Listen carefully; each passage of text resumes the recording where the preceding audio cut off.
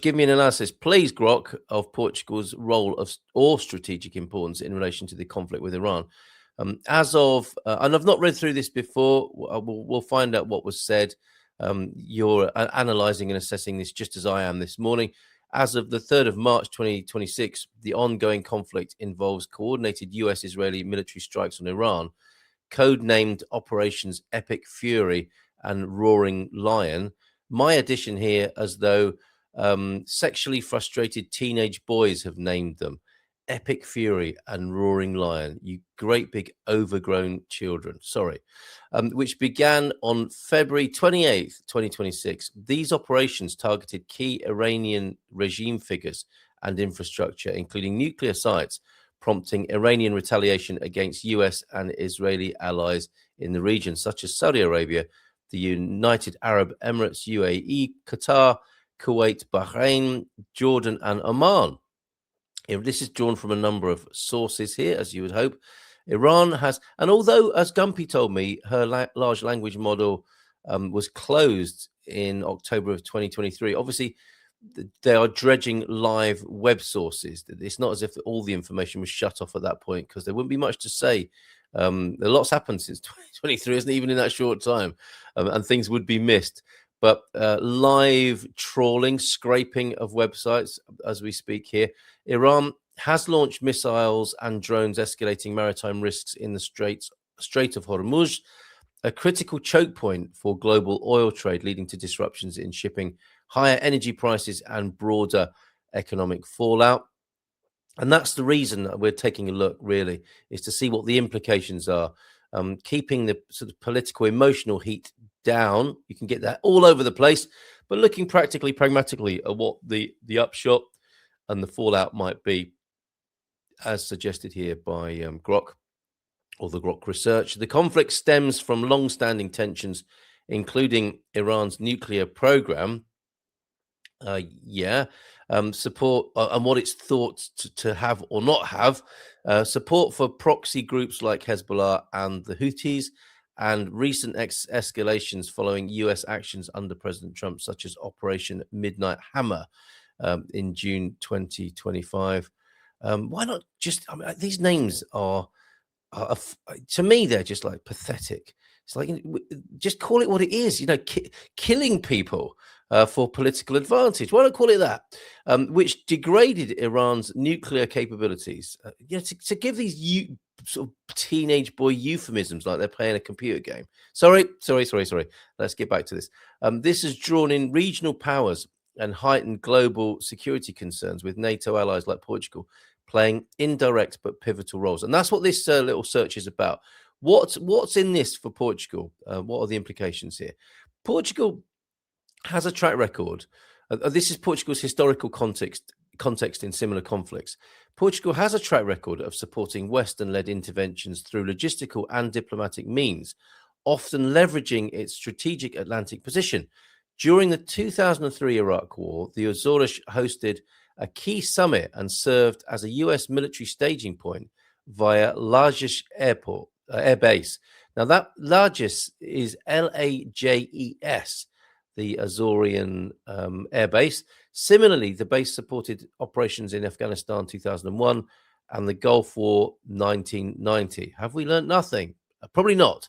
That's me, not GROK. As a NATO founding member since 1949, Portugal aligns with alliance commitments, emphasizing collective defense and transatlantic security. However, domestic opposition, particularly from left-leaning parties like the Portuguese Communist Party, the PCP, has criticized such involvement as subservience to the to US imperialism, arguing it violates Portugal's constitution and exposes the country to risks. Those are, I think, whether those are your politics or not, it either violates the Portuguese constitution or it doesn't. And that's a fair assessment, isn't it? If you engage and assist in such actions, it could expose the country to risk. They are stating the obvious there, I think. This pattern underscores Portugal's role not as a frontline actor, but as a reliable enabler in Western coalitions against Middle Eastern threats. The current role, then, in the Iran conflict, Portugal's involvement in this particular conflict now is primarily logistical and diplomatic, with no evidence of direct combat participation. Key actions include military support via the Lajes Air Base. The Azores-based Lajes Field has emerged as a critical hub for U.S. military operations as of late February 26. U.S. aircraft, including at least 15 KC-46A Pegasus aerial refueling tankers, fighter jets, and transport planes, have been stationed there en route to the Middle East. These assets support long-range missions, potentially including bomber refueling for strikes on Iran, mirroring its use in prior operations. That's from the PortugalPost.com, something I don't remember seeing that. The Portuguese government under Prime Minister Luis Montenegro has authorized this access, aligning with NATO obligations. There you go. Diplomatic stance. Portugal has condemned Iran's attacks on regional allies like Oman and Jordan, expressing solidarity with affected nations and calling for de-escalation, while urging Iran to halt its nuclear program and respect human rights. Foreign Minister Paulo Rangel has engaged with Omani counterparts to advocate for resumed negotiations. Portugal supports EU measures targeting Iran's ballistic missile programs and the Revolutionary Guard. It views Israel as a strategic partner for European security, emphasizing a rules-based international order. Remember that. Citizen protection and embassy closure. With over 10,000 Portuguese nationals in conflict-affected Gulf states, for example, 1,200 in Saudi Arabia, the government has issued travel warnings, updated safety protocols for expats, and facilitated evacuations. Now, these are Portuguese expats, so we're talking about here. The Tehran embassy was temporarily closed in January 26 due to escalating tensions following a similar suspension in June of 25. Nothing new. This role reflects Portugal's commitment to NATO and EU solidarity, but it has sparked domestic debate, with critics arguing it risks making Portugal a target for Iranian retaliation. Strategic importance then. Portugal's value lies in its geography and alliances, making it an indispensable link in transatlantic operations. Geostrategic position. The Azores archipelago, midway across the Atlantic, serves as a mid-Atlantic aircraft carrier for US forces, enabling rapid deployment to Europe and the Middle East without relying solely on continental bases. In the Iran conflict, this facilitates refueling for long-range assets, protecting energy corridors like the Strait of Hormuz, on which Europe depends for oil and gas. Hence the price rise that Pete was talking about for UK gas, or gas for the UK. NATO and EU alignment. As a NATO member, Portugal contributes to collective security, demonstrating alliance resolve against Iranian aggression. Its support bolsters US efforts to counter Iran's proxies and nuclear ambitions, aligning with broader Western strategies to maintain regional stability. Economic and broader implications then. The conflict drives up global oil prices, impacting Portugal's energy costs, but it may boost tourism. The silver lining then here, GROK. So yes, whilst the conflict drives up global oil prices, impacting Portugal's energy costs, it may boost tourism as travelers avoid the Middle East. Can you imagine? Dubai? Nope. Algarve this year. Portugal's stance reinforces its role in multilateral institutions, potentially enhancing ties with the US and Israel in technology and intelligence. However, this involvement exposes vulnerabilities, domestic political friction, potential Iranian reprisals, though unlikely given Portugal's peripheral role. Well, thank God for that. And strained relations with non-Western powers.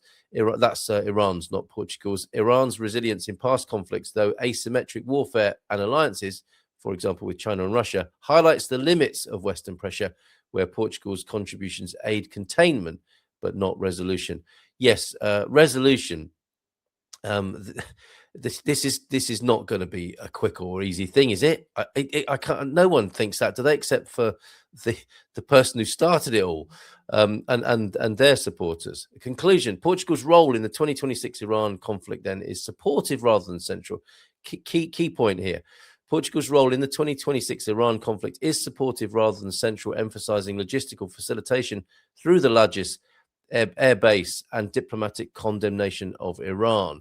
It's strategic, although I suspect that's probably not that big on the condemnation list as the Iranian leaders look at it and say, "Oh dear, we've been criticised by Portugal. Okay, we'll change our minds on that. No disrespect, Portugal.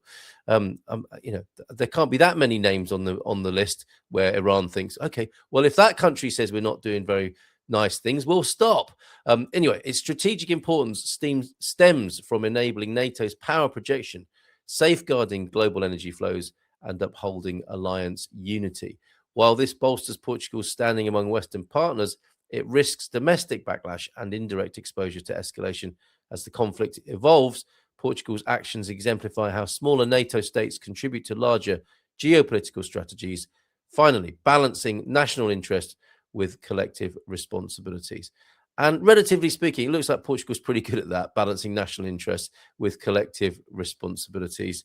Just keeping in there, as you know, we live here and enjoy it. And it's like we're that kid at school, aren't we? He's not too noisy, just in the middle there somewhere, not shouting at the front, not being picked on or pointed out at the back for being an underachiever, just hidden in the middle there. Long may it continue, for goodness sake. Wow.